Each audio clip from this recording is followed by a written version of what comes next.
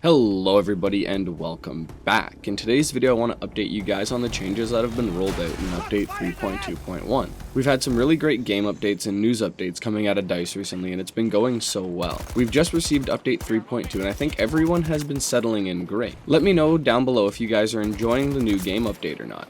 I'm always curious as to what my community and the Battlefield community are thinking and feeling. I want to thank you all for watching, continuing to support the channel. I've been having such a good time making these videos recently.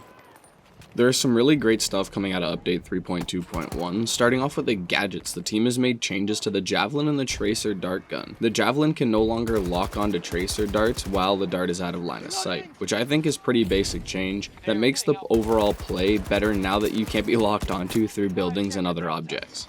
For the Tracer dart gun, we have good changes here that make it more in line with the guns in the game. The Tracer dart will now correctly drop in height depending on the distance it has to travel. They have also reduced projectile speed of the Tracer dart from 500 meters a second to 250 meters a second. And the uptime of the Tracer dart will now last 12 seconds instead of 40 seconds. We also see a dev comment about how they've adjusted trajectory and speed to add a skill element.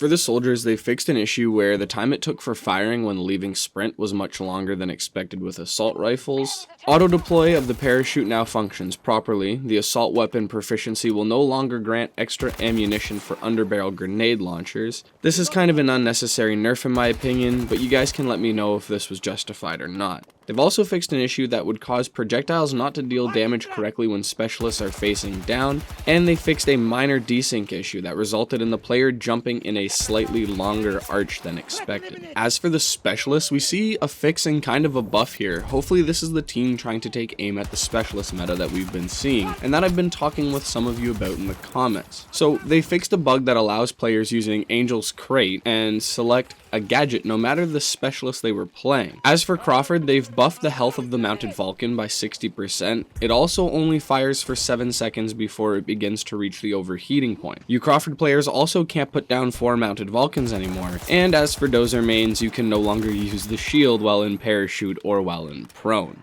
Last but not least, this is possibly the best news coming out of this update, and that is that the team has reverted the ADS nerf while using extended and drum mags. This is great because it once again shows that the dev team is listening to us and that they're moving to implement our feedback and concerns back into the game. They also buffed the MTAR, bringing the recoil back in line and boosting the damage up to 40 meters from 18 to 22. As per the PP2000, the damage has been increased up to 50 meters from 22 to 28. That is all for this update. Great things are coming out and it seems like even better things are to come. The future of Battlefield 2042 is looking really bright and I'm so excited for what is to come. I want to thank you all for watching and I hope you enjoyed the video. If you did, please drop a like and consider subscribing so you don't miss out on any future news and gun build videos.